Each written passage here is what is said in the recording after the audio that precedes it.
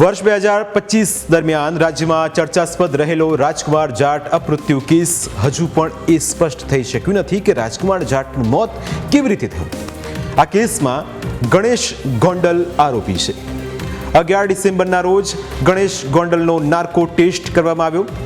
Narco ટેસ્ટની કામગીરી પૂર્ણ કર્યા બાદ તેનો તપાસ રિપોર્ટ ગુજરાત હાઈકોર્ટ સમક્ષ રજૂ કરાયો। આ રિપોર્ટમાં ગણેશ ગોંડલે રાજકુમાર જાટને માર માર્યાનો કે કાવતરું રચ્યાની વાતનો ઇનકાર કર્યો છે। નાર્કો ટેસ્ટ માટે ગણેશને 31 સવાલ પૂછવામાં આવ્યા હતા। હવે આ કેસની સુનાવણી હાઈકોર્ટમાં આગામી 15મી જાન્યુઆરીએ યોજાશે, પરંતુ ગુજરાત હાઈકોર્ટમાં શું દલીલો થઈ તેની વિગતવાર વાત કરીએ।